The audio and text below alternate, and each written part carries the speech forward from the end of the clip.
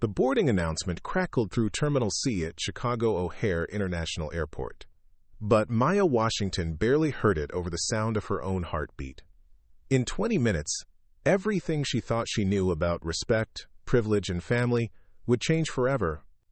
What started as a simple business trip would become the moment that shook an entire airline industry to its core.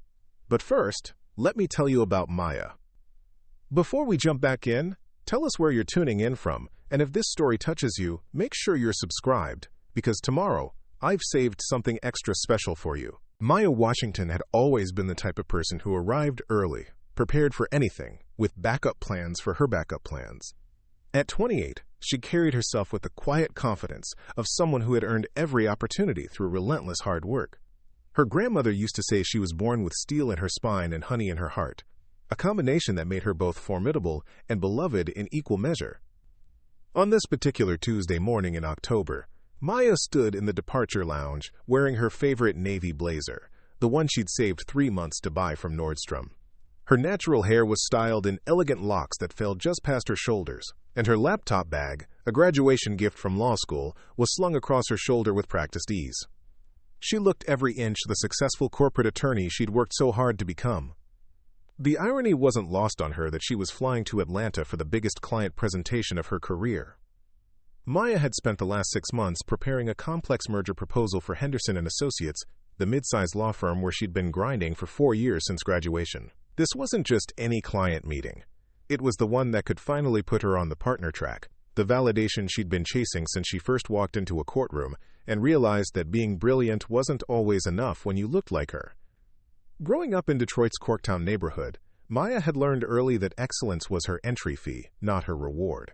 Her mother, Patricia, worked double shifts as a registered nurse at Detroit Medical Center, often coming home with stories that made Maya's jaw clench with familiar frustration. Her father, Marcus, had been a history teacher at Cass Technical High School until budget cuts forced him into early retirement. They'd raised Maya and her younger brother, Jerome, with one unwavering principle: work twice as hard to get half as far, and never let anyone convince you that you don't belong. What Maya's parents never talked about, what they couldn't have known to prepare her for, was how success would sometimes feel like carrying a target on her back. The higher she climbed professionally, the more she encountered people who seemed genuinely surprised by her competence, as if her achievements were some kind of statistical anomaly, rather than the result of grinding through law school while working 3 part-time jobs. She'd booked the first-class seat herself this time, a small luxury she could finally afford. Maya remembered the conversation with her travel agent 3 weeks earlier, how she'd hesitated before saying "first class" out loud, still not quite used to the idea that she could spend her own money on comfort. The seat cost more than her childhood family's grocery budget for 2 weeks, but she rationalized it as necessary professional armor. Important clients flew first class. Partners flew first class. And today, Maya Washington was going to walk into that Atlanta boardroom looking like she belonged in every room she entered. Her phone buzzed with a text from her best friend Keisha. "Break legs today, counselor. Call me when you land." Maya smiled, thinking about how Keisha still used her law school nickname even though they were both pushing 30 now. Some friendships were built to weather every transition, every late-night crisis call, every celebration worth sharing. The departure gate was filling up with the usual mix of business travelers and vacationers. Maya noticed a white couple near the check-in counter, both wearing expensive-looking casual clothes and carrying Louis Vuitton bags. The woman was complaining loudly about something to her husband, gesturing dramatically with diamond rings that caught the terminal lighting. Maya had developed a sixth sense for reading rooms, a survival skill honed through years of being the only black face in conference rooms, law libraries, and partners' meetings. She pulled out her boarding pass one more time, running her thumb over the printed text. Seat 2A, first class. The ticket felt substantial in her hands, like proof of something she couldn't quite name. Maya had flown dozens of times for work, but always in economy, always practical, always thinking about billable hours instead of legroom. Today was different. Today she was investing in the version of herself she was still becoming. Her grandmother's voice echoed in her memory. "Baby girl, never shrink yourself to make other people comfortable. You take up the space you've earned." Vivian Washington had been saying things like that for as long as Maya could remember, usually while cooking Sunday dinner in her tiny kitchen on Detroit's west side.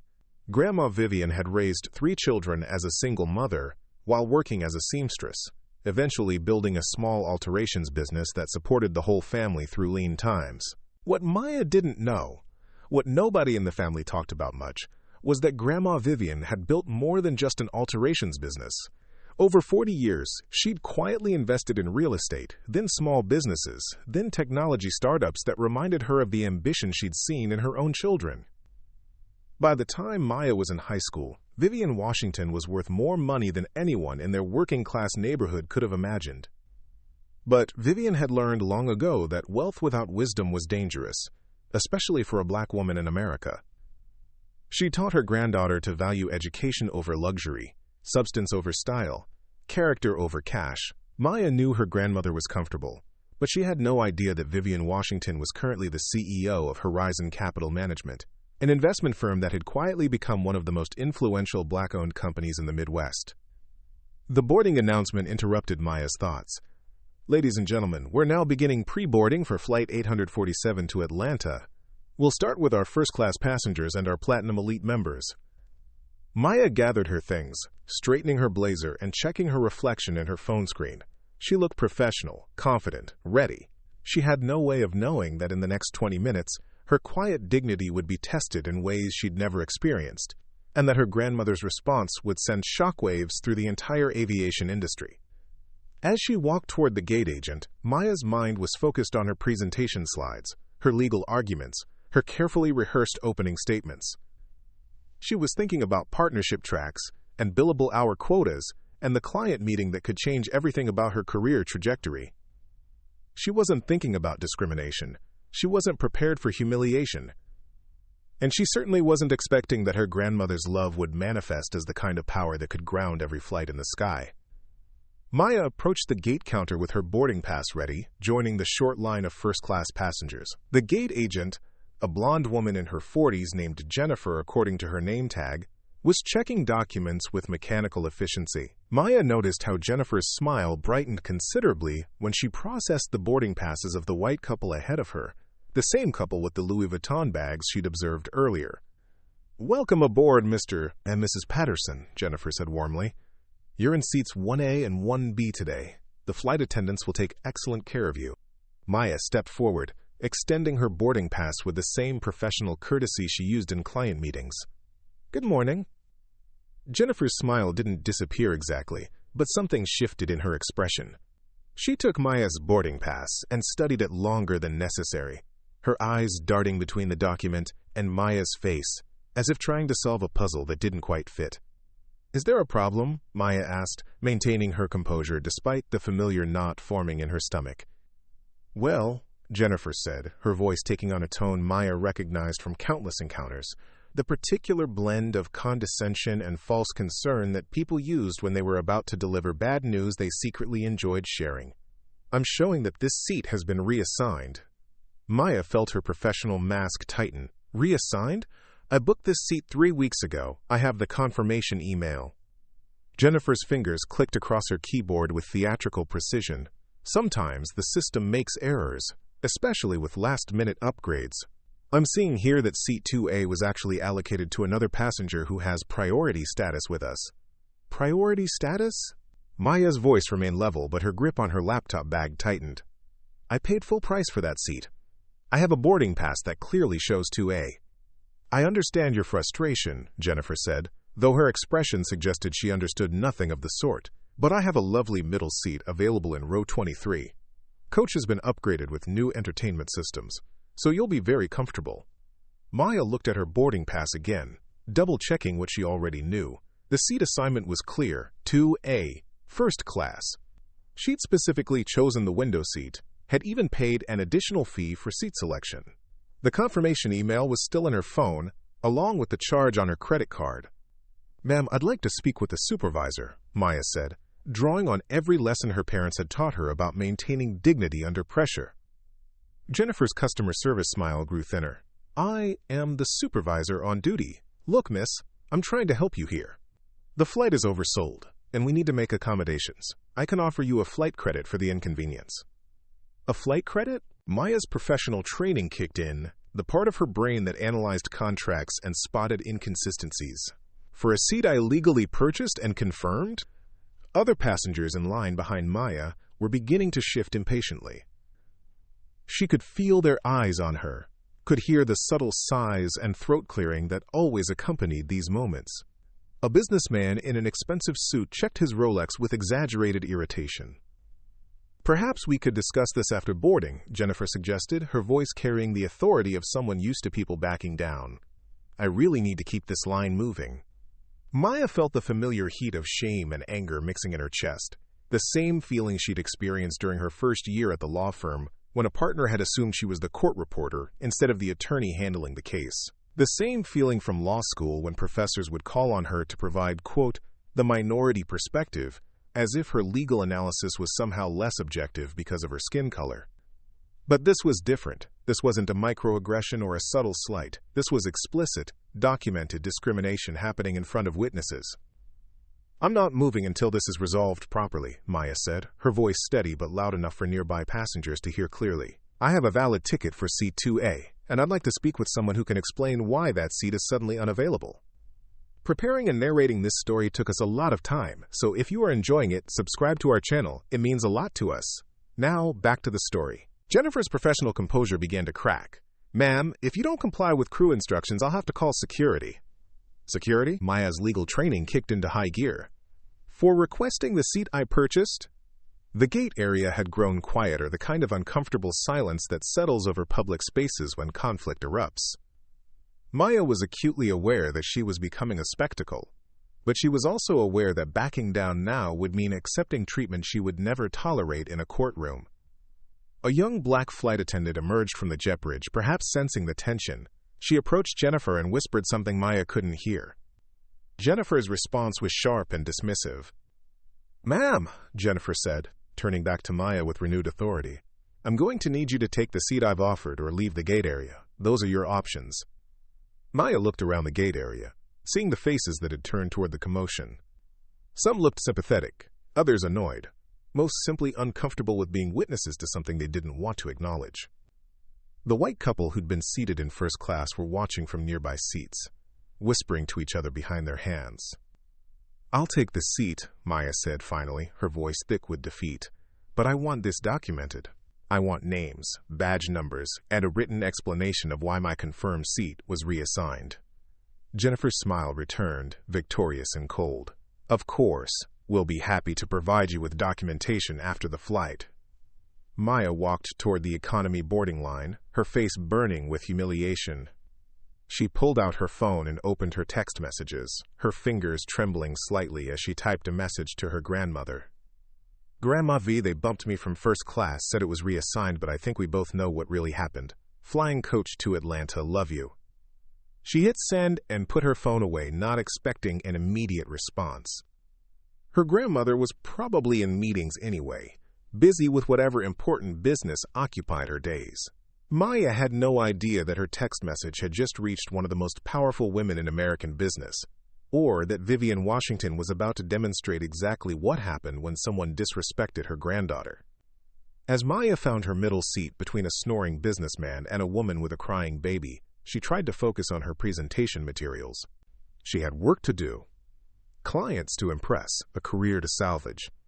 But the taste of humiliation lingered in her mouth, bitter and familiar, reminding her that no amount of education or professional success could shield her from moments like these. The plane's engines hummed to life, and Maya closed her eyes, trying to center herself for the challenges ahead.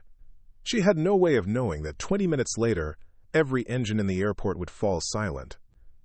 Maya stared out the small oval window at the Chicago skyline, watching ground crews load luggage while passengers settled around her. The middle seat felt like a prison after weeks of anticipating the comfort she'd paid for. To her left, the businessman had already claimed both armrests and was spreading his paperwork across his tray table and halfway onto hers. To her right, the young mother was frantically searching through her diaper bag while her infant continued crying. "I'm so sorry," the mother whispered to Maya, bouncing the baby with increasing desperation. "She's never like this usually." Maya forced a smile. "It's okay, babies cry."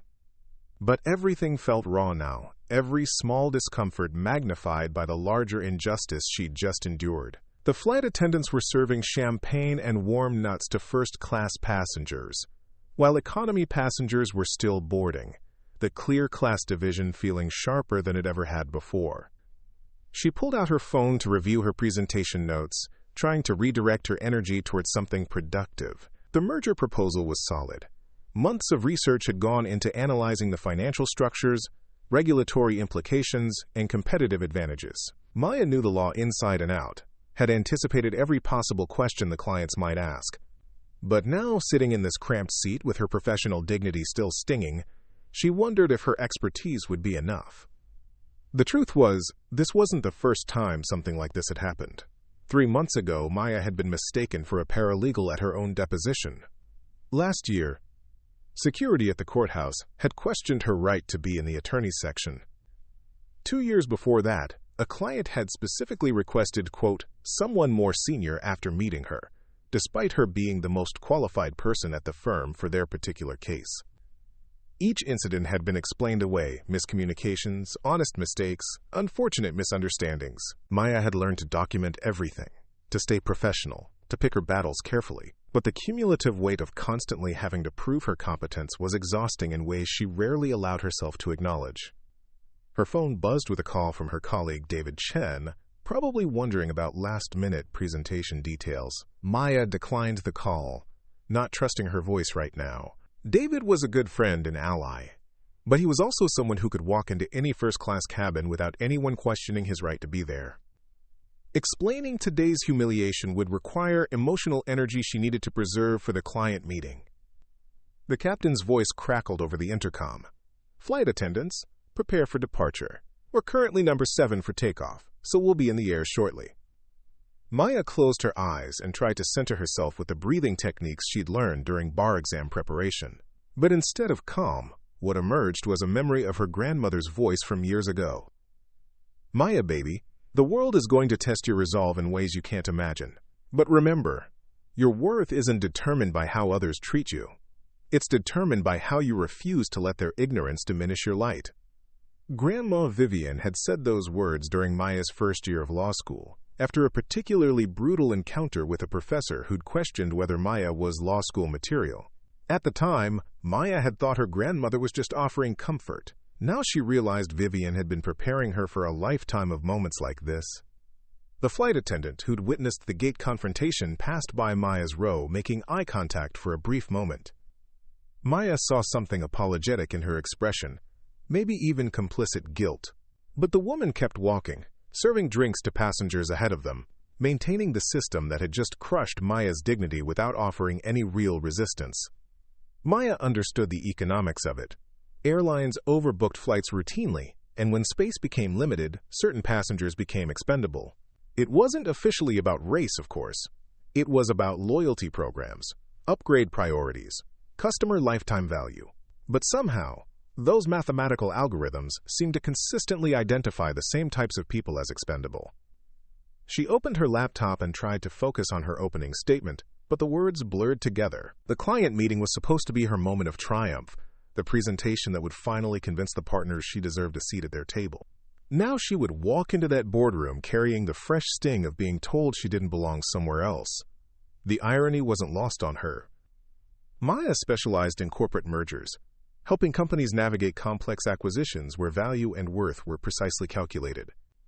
She understood market dynamics, power structures, and strategic positioning better than most people in her field. Yet she'd just been systematically devalued by a gate agent who probably made less in a year than Maya billed in a month. Her phone buzzed with a text from her brother Jerome. Saw your Facebook check-in. Safe travel, sis. Kill it in Atlanta. Jerome was a software engineer in Silicon Valley, brilliant and successful in his own right, but he'd always been lighter-skinned than Maya, with features that allowed him to navigate predominantly white spaces with less scrutiny. They rarely talked about the different ways the world treated them, but Maya sometimes wondered if he truly understood the constant vigilance required to maintain her professional credibility. Another text appeared, this one from her mother. Praying for your presentation today. You've got this, sweetheart. Patricia Washington had worked double shifts for 20 years to help pay for Maya's education. sacrificing her own comfort so her daughter could have opportunities she'd never had. The thought of disappointing her parents, or worse, having to explain that she'd been humiliated before even reaching the client meeting, made Maya's chest tight with anxiety. The plane finally began taxiing toward the runway, and Maya forced herself to open her presentation files. She had 3 hours to transform from the woman who'd been diminished at the gate into the confident attorney who could command a boardroom. It was a familiar metamorphosis, one she'd performed countless times throughout her career. But as the plane lifted off from Chicago, Maya had no idea that her grandmother had already received her text message and was making phone calls that would change everything. She didn't know that Vivian Washington was currently the largest individual shareholder in Midwest Airline's parent company, or that the important business meetings her grandmother attended were actually board meetings, where decisions affecting millions of passengers were made daily. Maya settled back into her uncomfortable middle seat, trying to prepare for the biggest presentation of her career while processing the fresh wound to her professional dignity. She was completely unaware that in a conference room across town, her grandmother was about to demonstrate the true meaning of corporate power. 23 minutes after takeoff, Captain Rodriguez received a call that had never happened in his 15 years of flying commercial aircraft. The voice on the radio was crisp, authoritative, and coming directly from Midwest Airlines executive headquarters. Captain Rodriguez, this is Thomas Mitchell, Senior Vice President of Flight Operations. I need you to return to Chicago O'Hare immediately. Rodriguez checked his instruments, confused. Everything was running perfectly. Clear skies, smooth air traffic, all systems normal. Sir, can you clarify the nature of the emergency? All systems are showing green. This is not a mechanical issue, Captain. You have a passenger on board who was subjected to discriminatory treatment during boarding. We need that aircraft back on the ground for a full investigation. The captain exchanged glances with his first officer. In all his years of flying, he'd never heard of a plane being recalled for a passenger service issue. Mechanical problems, yes. Weather emergencies, absolutely. But passenger discrimination? Sir, are we talking about a security threat? Negative. We're talking about a corporate crisis that requires immediate attention. You are authorized to declare priority handling and return to O'Hare. Chicago Approach Control has been notified and will expedite your arrival. Captain Rodriguez felt the weight of 147 passengers behind him, all expecting to land in Atlanta in less than 2 hours. Mr. Mitchell, with respect, turning around mid-flight for a service complaint seems. Captain, Mitchell's voice cut through with unmistakable finality. This directive is coming from the highest levels of our corporate structure. Ms. Vivian Washington herself has requested this aircraft's immediate return. Are you familiar with that name? Rodriguez wasn't, but his first officer's eyes widened. Anyone who followed business news knew Vivian Washington, the reclusive CEO who'd built Horizon Capital Management into one of the most powerful investment firms in the country. What most people didn't know was that Horizon Capital held controlling interests in dozens of major corporations, including the parent company of Midwest Airlines. Understood, sir. Initiating return to O'Hare. Rodriguez announced the course change to passengers with carefully neutral language about operational requirements. But the cabin erupted in frustrated murmurs anyway. Business travelers checked their phones frantically, rebooking meetings and calculating delays. Vacation passengers groaned about missed connections. Maya looked up from her laptop, initially assuming this was just another travel inconvenience. But something felt different about the crew's energy. Flight attendants were whispering urgently among themselves, stealing glances toward the back of the plane where she sat. Her phone had been buzzing intermittently with text messages, but she'd ignored them, focusing on her presentation prep. Now she glanced at the screen and saw multiple missed calls from an unknown number with a Detroit area code. The voicemail notification showed 3 new messages. Maya plugged in her earbuds and listened to the first message. Maya, sweetheart, this is Grandma. I got your text about the flight situation. I'm handling this. Don't worry about anything except your presentation. I love you. The second message was more urgent. Baby girl, I need you to stay exactly where you are on that plane. Don't get off, don't change seats. Don't talk to any airline personnel until I get there. This is important. The third message made Maya's blood run cold. Maya, your plane is being recalled to Chicago. I'm flying there now. What happened to you today is unacceptable. And we're going to make sure it never happens to anyone else. Maya stared at her phone, trying to process what she was hearing. Her grandmother was flying to Chicago? How could she possibly know about the flight being recalled before Maya did? And what did she mean by handling this? Meanwhile, in a private jet 30,000 feet above Indiana, Vivian Washington was conducting a conference call that was sending shockwaves through the airline industry. Her assistant had patched her through to the CEO of Midwest Airlines, the head of customer relations, and the chair of the board of directors. "Gentlemen," Vivian's voice was calm but carried the authority of someone accustomed to being obeyed. "My granddaughter was denied her rightfully purchased first-class seat this morning due to what I can only describe as racial discrimination. Your gate agent, Jennifer Patterson, violated both company policy and federal anti-discrimination laws." The CEO's voice crackled through the connection. "Ms. Washington, I assure you we take all discrimination complaints seriously. We'll conduct a full investigation and—" "The investigation has already been conducted," Vivian interrupted. "I had my legal team pull the security footage from Gate C-14. I have documentation of the entire incident, including audio recordings of Ms. Patterson's statements to my granddaughter." There was silence on the line. Vivian continued. "Horizon Capital Management currently holds a 38% stake in your parent company's stock. We also manage the pension funds for over 40,000 of your employees. I think you understand the implications of this situation." The board chair's voice was tight with obvious panic. "Ms. Washington, what would you like us to do to resolve this matter?" "First, that aircraft returns to Chicago immediately. Second, Ms. Patterson and her supervisor are terminated effective immediately. Third, your company implements mandatory bias training for all customer-facing staff within 60 days. Fourth, you establish a passenger rights ombudsman position with real authority to investigate discrimination complaints." "And if we refuse?" the CEO asked, though his voice suggested he already knew the answer. "Then Horizon Capital will divest its entire position in your company by market close tomorrow, and I'll personally ensure that every major institutional investor knows exactly why. Your stock price will crater, your credit rating will suffer, and I'll spend the next decade making sure this airline becomes a cautionary tale about corporate discrimination." Back on Flight 847, passengers were growing increasingly agitated about the unexplained delay. The businessman next to Maya was loudly complaining to anyone who would listen about missed meetings and lost revenue. But Maya was focused on a different conversation, one taking place between the captain and a flight attendant near the galley. She couldn't hear the words, but their body language suggested something extraordinary was happening. The flight attendant kept glancing in Maya's direction, her expression a mixture of curiosity and what looked like apprehension. Maya's phone buzzed with one more text from her grandmother, landing in Chicago in 20 minutes. "Don't worry about your Atlanta meeting. I've arranged for the clients to meet you in Chicago instead. Some conversations are more important than others." As the plane began its descent back toward O'Hare, Maya realized that whatever was happening was far bigger than a simple complaint resolution. Her grandmother's messages suggested a level of influence and authority that Maya had never suspected. The woman who had raised her with stories about hard work and perseverance apparently had access to corporate power that could recall commercial aircraft mid-flight. The captain's voice came over the intercom. "Ladies and gentlemen, we're beginning our descent into Chicago O'Hare. There will be airline representatives meeting our aircraft to address a serious customer service matter. We apologize for any inconvenience."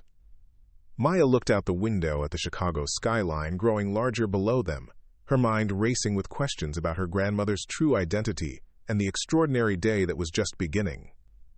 When Flight 847 touched down at O'Hare, it didn't taxi to a regular gate.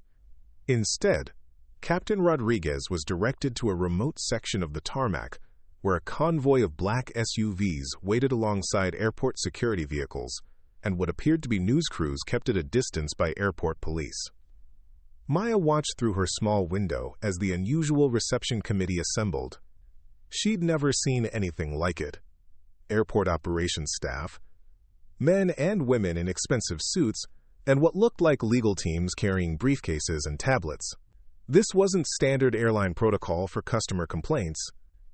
"Ladies and gentlemen," Captain Rodriguez announced, his voice carrying a tension that hadn't been there during takeoff, quote, "Please remain seated until further notice. We have some administrative matters to resolve before deplaning." The cabin buzzed with confused conversations. Passengers were checking their phones, calling loved ones about delays, and speculating about what could possibly require this level of response. Maya noticed that several flight attendants kept glancing in her direction, their expressions mixing curiosity with something that looked like deference. Her phone rang. Grandma Vivian. Baby girl, I'm in the SUV closest to your plane. In about 2 minutes, they're going to ask you to come forward. When they do, I want you to hold your head high and remember everything I taught you about dignity. Grandma, I don't understand what's happening. How are you here? How did you? All your questions will be answered soon. Just know that what happened to you today was wrong, and we're going to make sure it never happens to anyone else. I love you, Maya. Be strong. The line went dead just as airport security personnel entered the aircraft. Behind them walked a woman Maya didn't recognize. Tall, immaculately dressed, carrying herself with the unmistakable bearing of executive authority. Ladies and gentlemen, I'm Sarah Chen, Regional Director for Midwest Airlines, the woman announced to the cabin. We sincerely apologize for this unusual situation.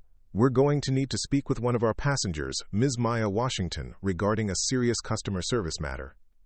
Every head in the plane turned toward Maya. She felt her face flush with embarrassment and confusion, the same feeling from the gate amplified by having an entire aircraft of people staring at her. Ms. Washington? Sarah Chen approached Maya's row with what appeared to be genuine respect mixed with obvious nervousness. Would you please come with us? Maya gathered her belongings, acutely aware of the whispered conversations following her progress toward the front of the plane. The businessman who had been complaining about delays was now watching her with obvious curiosity. The young mother gave her an encouraging nod. As Maya reached the aircraft door, she saw something that stopped her completely. Standing at the bottom of the mobile stairs was her grandmother, but not the grandmother she thought she knew.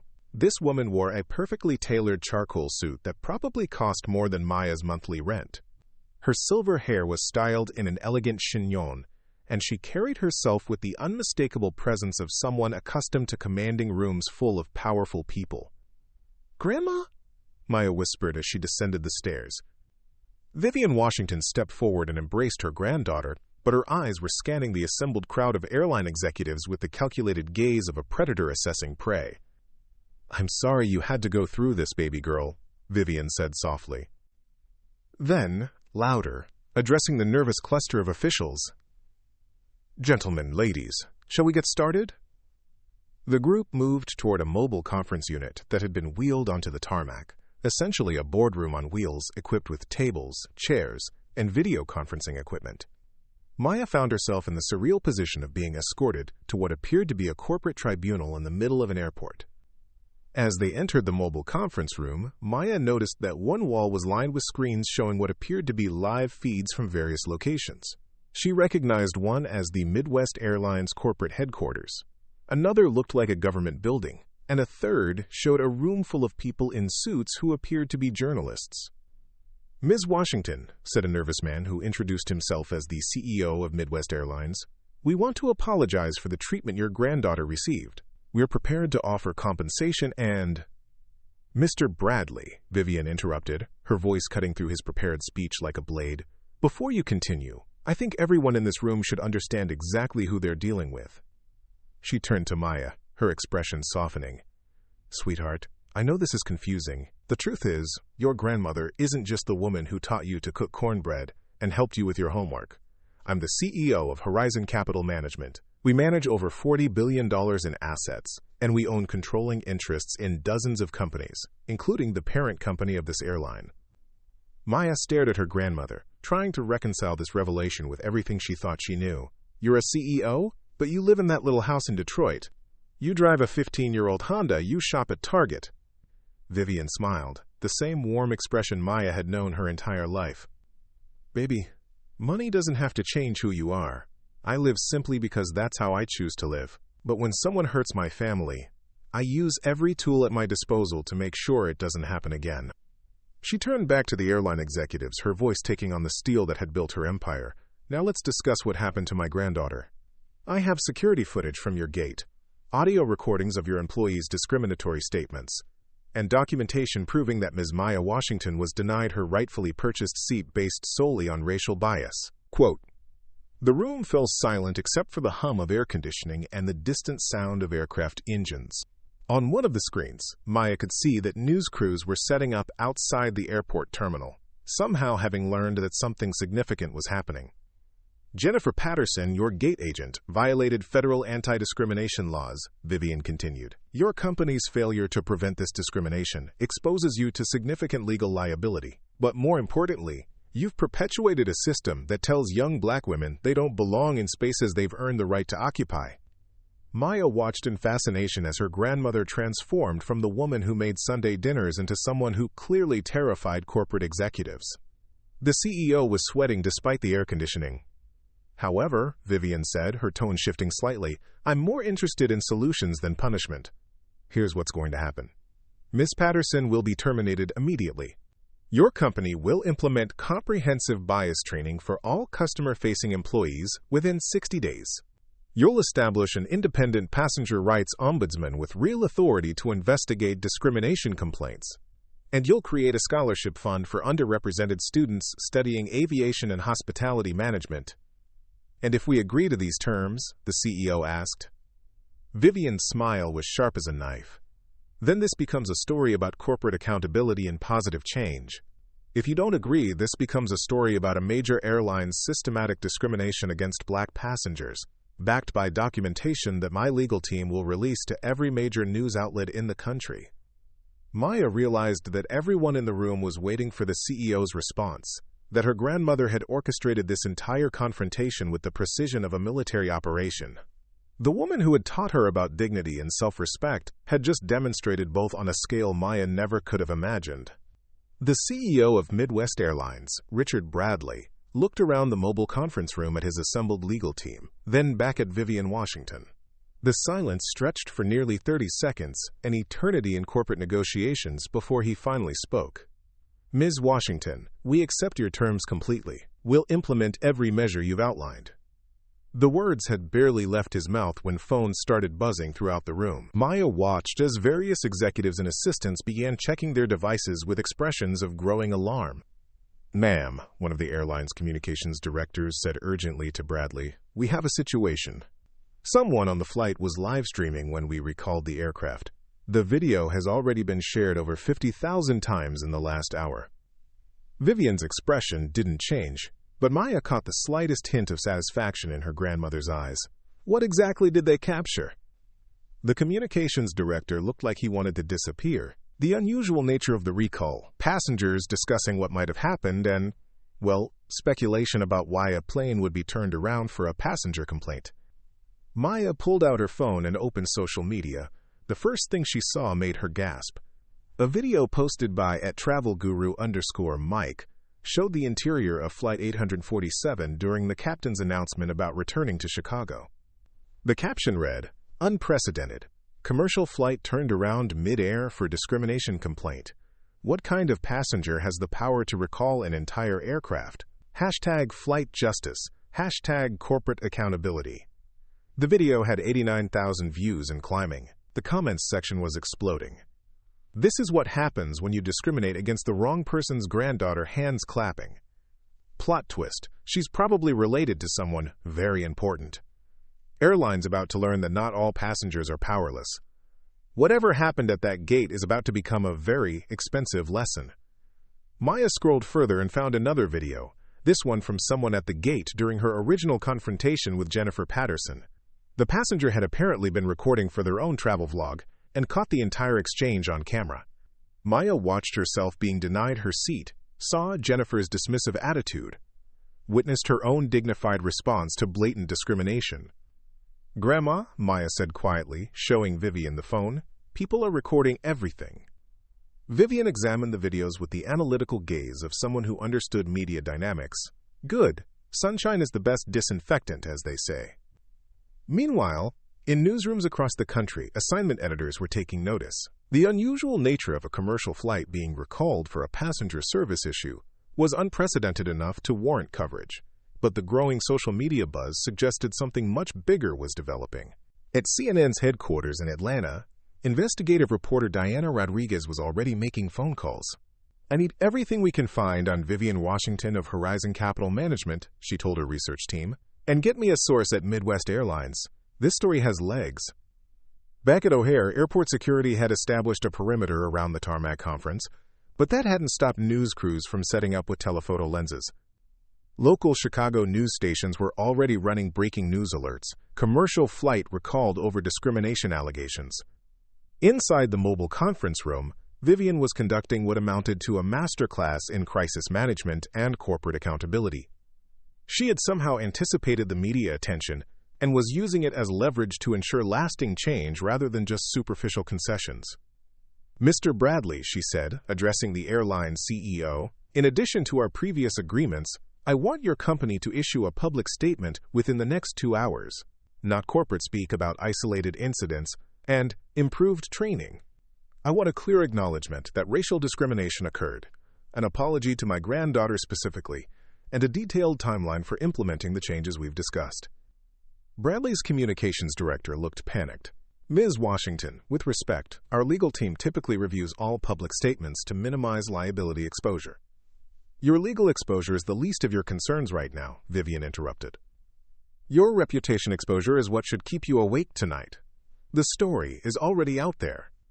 You can either control the narrative by demonstrating genuine accountability, or you can let the internet write it for you." As if to emphasize her point, Maya's phone buzzed with a notification. The hashtag Flight Justice was now trending nationally. She showed the screen to her grandmother, who nodded approvingly. "Maya, sweetheart, I want you to see something," Vivian said, pulling up a live news feed on one of the conference room screens. "This is bigger than just what happened to you today." The screen showed a split-screen interview with Dr. Amara Johnson, a professor of sociology at Northwestern University, discussing the broader implications of the incident. "What we're seeing here represents a perfect storm of social media, corporate accountability, and generational wealth used for social justice," Dr. Johnson was explaining to the anchor. "When discrimination meets power in such a visible way, it creates opportunities for systemic change that didn't exist even 5 years ago." Maya watched, still processing the surreal nature of seeing her personal humiliation become a national news story. But as she listened to Dr. Johnson's analysis, she began to understand that her grandmother had turned her worst moment into something much larger. "The question," Dr. Johnson continued, "is whether this will lead to meaningful policy changes across the aviation industry, or whether it becomes just another viral moment that fades from memory in a week." Vivian turned to the assembled airline executives. "Dr. Johnson raises an excellent point. We have an opportunity here to create lasting change, not just damage control." Her phone rang, and she glanced at the caller ID. "Excuse me for a moment. This is important." She stepped toward the corner of the conference room. "Senator Williams, thank you for calling back so quickly." Maya's eyes widened. Her grandmother was talking to a U.S. senator? "Yes, this is exactly the kind of situation we discussed regarding the Passenger Rights Enhancement Act," Vivian continued.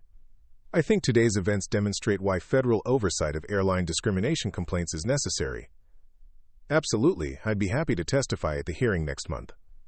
When Vivian returned to the group, the airline executives looked even more nervous than before. "Gentlemen, ladies," Vivian said, "what happened to my granddaughter today is going to become a case study. The question is whether it's a case study in corporate accountability and positive change, or a case study in how not to handle discrimination complaints. The choice is yours." Outside the conference room, Maya could see that the situation was expanding beyond anything she'd imagined. Through the windows, she spotted at least 6 news vans, and airport personnel were setting up what appeared to be a formal press area.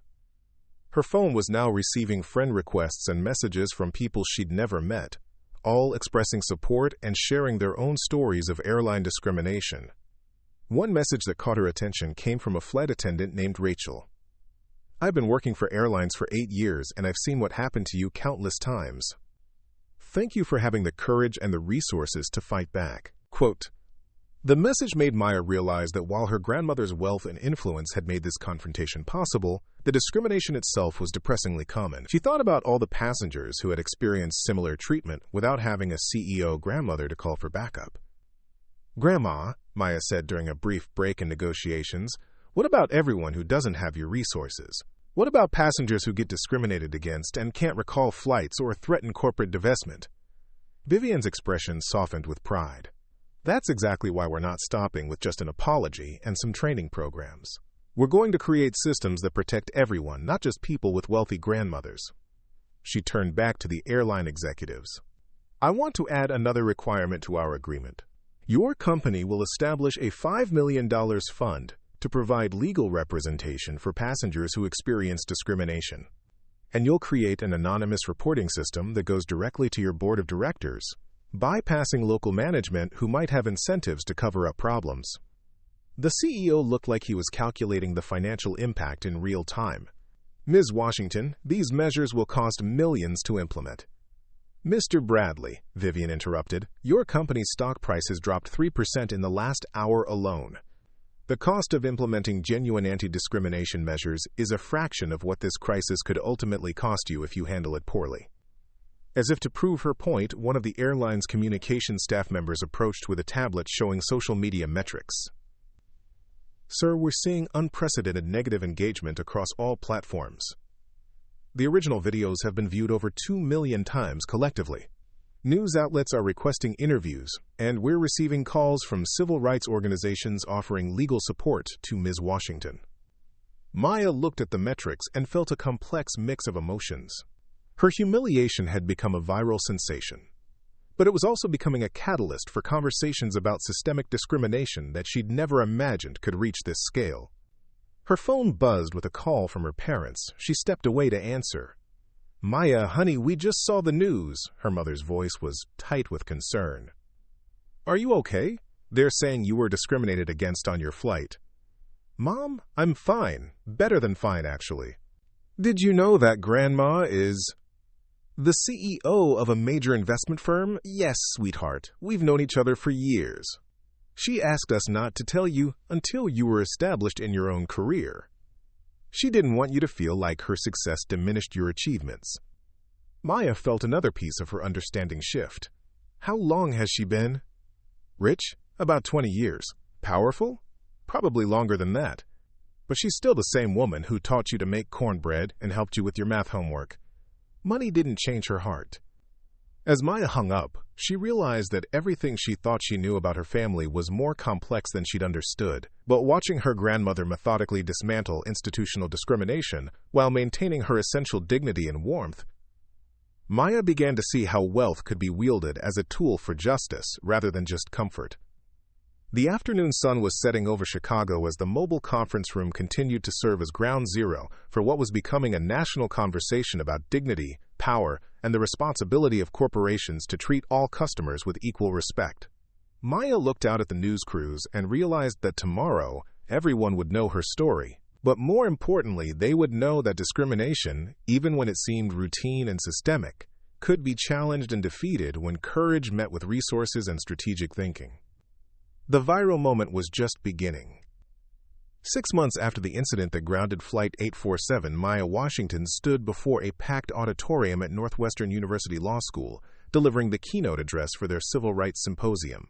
The young woman who had been humiliated at a gate in Chicago had become an unexpected voice in the national conversation about corporate accountability and systemic discrimination. When I boarded that plane 6 months ago, Maya began, her voice carrying the confidence that came from knowing her story had changed lives. I thought I was just trying to get to a business meeting. I had no idea I was about to become part of a movement that would transform how airlines and other industries handle discrimination complaints. The auditorium was filled with law students, civil rights attorneys, corporate executives, and activists.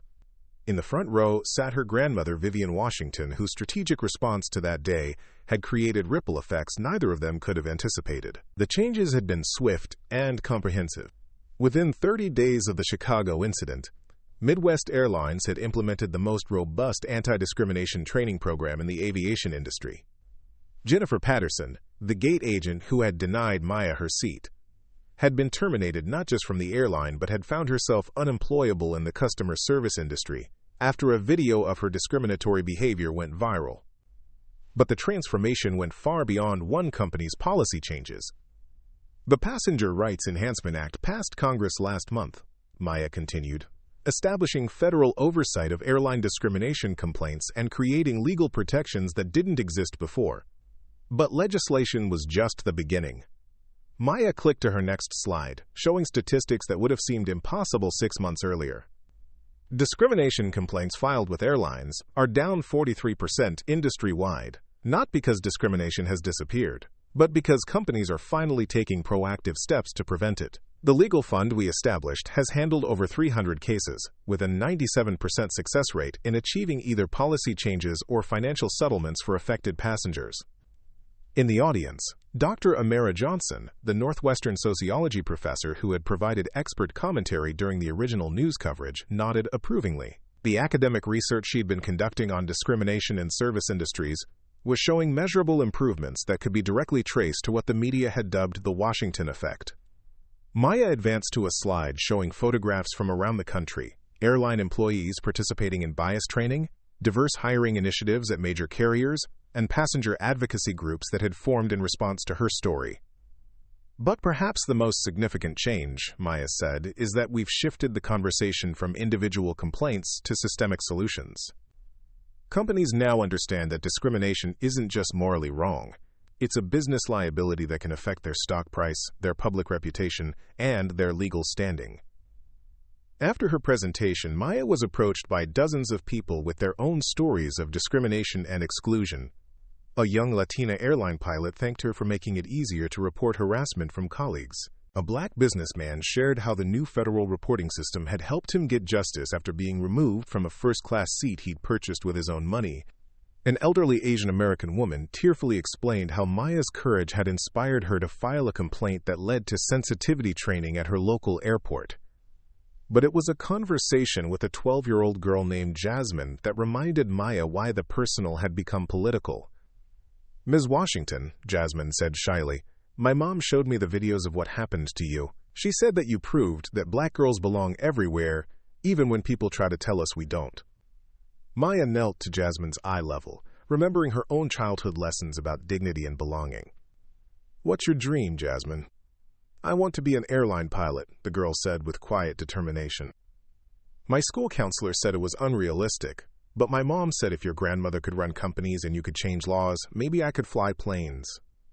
Maya smiled, thinking about how many young people were now seeing possibilities that hadn't existed before. "Jasmine, there are scholarships available now specifically for young women of color who want to study aviation. Would you like me to connect you with those programs?" The girl's eyes lit up with the same fire Maya recognized from her own childhood, the spark that refused to be diminished by other people's limitations.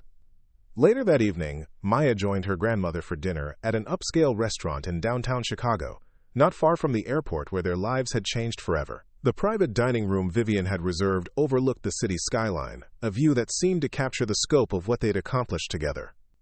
"I've been thinking about that day a lot lately," Maya said, swirling her wine glass. "Not just what happened to me, but what it revealed about how many people experience this kind of treatment without having the resources to fight back." Vivian nodded thoughtfully. "That's why we didn't stop with just fixing your situation. Sustainable change requires building systems that protect everyone, not just people with wealthy grandmothers."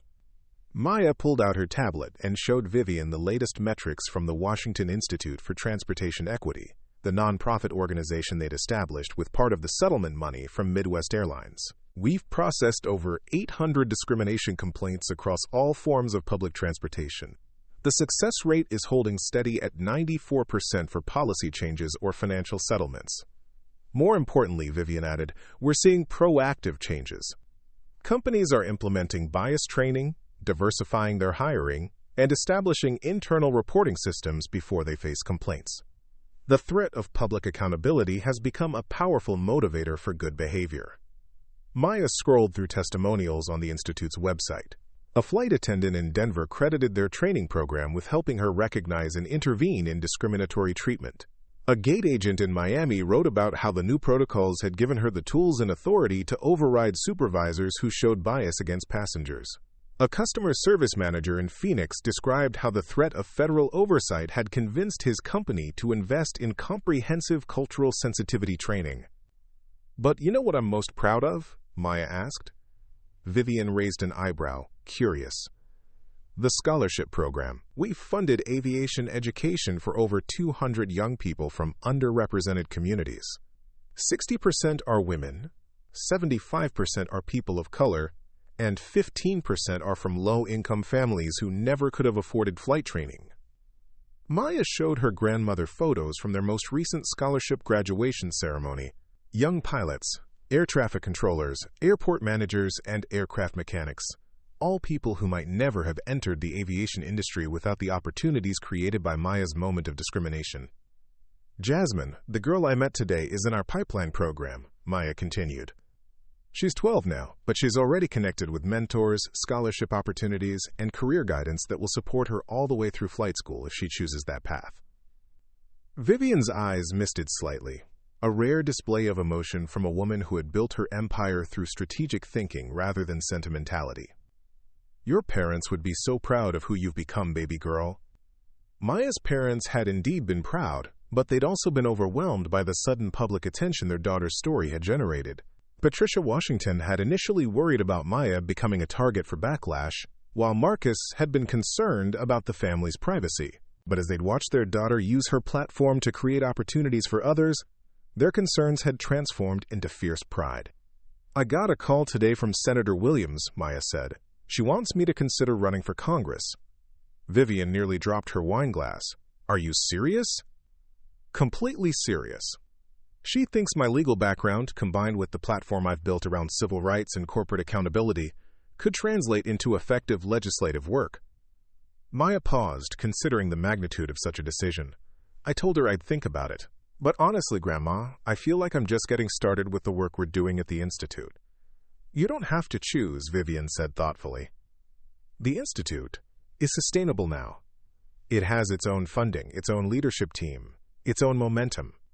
You built something that will continue with or without your daily involvement.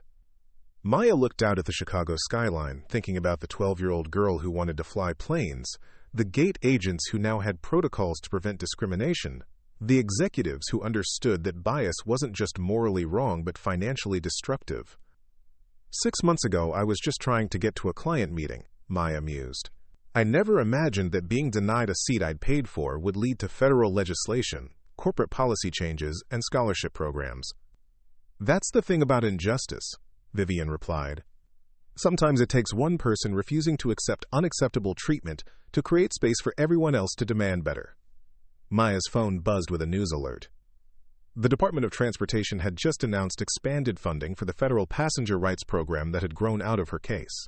The additional money would allow for more investigative staff, faster complaint resolution, and broader oversight of transportation discrimination. Look at this, Maya showed Vivian the article. They're calling it the most significant expansion of passenger protection since airline deregulation. Vivian smiled with the satisfaction of someone who had spent decades learning how to transform individual grievances into systemic solutions. Change is possible, Maya, but it requires courage, resources, strategic thinking, and the refusal to accept that this is just how things are. As their dinner wound down, Maya reflected on how profoundly her life had changed. The successful corporate attorney who had been humiliated at a gate 6 months ago was now a nationally recognized advocate for civil rights, the founder of a thriving nonprofit organization, and a potential candidate for federal office. But perhaps the most significant change was internal. Maya no longer carried the weight of constantly proving she belonged in professional spaces. Her grandmother's response to that day's discrimination had demonstrated that dignity wasn't just about individual composure, it was about having the power to demand respect not just for yourself, but for everyone who came after you. Grandma, Maya said as they prepared to leave. Thank you for showing me that money and power aren't just about personal comfort. They're tools that can be used to build a more just world. Vivian stood and straightened her coat, the same elegant bearing that had intimidated airline executives 6 months earlier. Baby girl, you didn't need me to teach you about justice. You've had that sense of right and wrong since you were small. All I did was show you that sometimes fighting injustice requires resources and strategy, not just good intentions. As they walked through the restaurant toward the exit, Maya noticed that several diners recognized them. Some nodded respectfully, others whispered to their companions. Maya had grown accustomed to the recognition that came with being a public figure, but she still sometimes felt surprised by how widely her story had resonated. Outside the restaurant, a young black woman approached them nervously. "Excuse me, are you Maya Washington? I just wanted to thank you." "I'm a flight attendant, and the training program at my airline has completely changed how we handle these situations. Last week, I was able to stop a gate agent from discriminating against an elderly Muslim passenger. 2 years ago, I wouldn't have had the authority or the protocols to intervene. Maya shook the woman's hand, struck by how her personal moment of humiliation had created professional empowerment for people she'd never met. As Maya and Vivian walked toward their car, Maya's phone buzzed with a text from Jasmine's mother. Maya wanted you to know that Jasmine got accepted into the youth aviation program at Chicago Executive Airport. She starts next month. Thank you for showing her that the sky isn't the limit. It's just the beginning. Quote. Maya showed the text to her grandmother, who smiled with the warmth that had sustained their family through generations of challenges and triumphs. You know what the best part is? Maya said as they reached Vivian's car. In 20 years, when Jasmine is a commercial airline pilot, this kind of discrimination will seem as archaic as separate water fountains. The children growing up now will inherit systems that are more just because we refused to accept injustice when we encountered it. Vivian started the engine and pulled away from the curb, the city lights reflecting off the windshield. That's how progress works, baby girl. One conversation, one policy change, one young person's dreams at a time. As they drove through the Chicago streets, Maya thought about all the lives that had been touched by her grandmother's decision to ground every flight until justice was served. The gate agents who now had training and protocols to prevent discrimination. The executives who understood that bias was bad for business. The young people who now had scholarships and mentorship opportunities. The passengers who traveled with dignity because comprehensive reporting systems existed to protect their rights. Maya Washington had boarded Flight 847 as a successful attorney hoping to advance her career. She'd landed as an activist whose story had changed an industry and whose legacy would protect countless future travelers from the humiliation she'd endured. And in her grandmother's elegant response to injustice, Maya had learned that true power wasn't just about commanding respect for yourself. It was about building systems that ensured everyone could travel through the world with dignity intact. 1 year later, Maya received an invitation that brought everything full circle. Midwest Airlines was hosting their annual Diversity and Inclusion Conference, and they wanted her as their keynote speaker. The same company that had humiliated her was now seeking her guidance on creating more inclusive practices. Standing in the same Chicago airport where her journey had begun, Maya felt the weight of how much had changed. The gate area, where she'd been denied her seat, now displayed a prominent Passenger Bill of Rights poster, featuring her photograph alongside testimonials from other travelers who had benefited from the new protections. Jennifer Patterson's replacement, Maria Santos, approached Maya with genuine warmth and professionalism that would have been unimaginable a year earlier.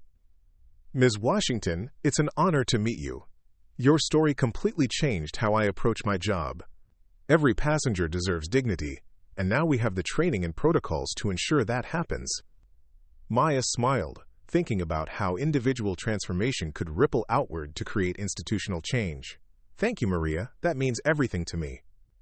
As Maya walked through the terminal toward her speaking engagement, she passed a gate where a young black girl was boarding a flight with her family. The child was wearing a future pilot t-shirt and clutching a toy airplane, her eyes bright with possibility. Maya remembered being that age, when dreams felt infinite and the world seemed full of opportunity. The girl's mother noticed Maya and whispered something to her daughter, who turned and waved shyly. In that moment, Maya realized that the little girl would grow up in a world where her grandmother's courage had already cleared the path, where discrimination would be met with swift consequences, and where every seat purchased would be a seat earned and respected. The transformation was complete, but the impact would last for generations. Up next, you've got 2 more standout stories right on your screen. If this one hits the mark, you won't want to pass these up. Just click and check them out. And don't forget to subscribe and turn on the notification bell so you don't miss any upload from us.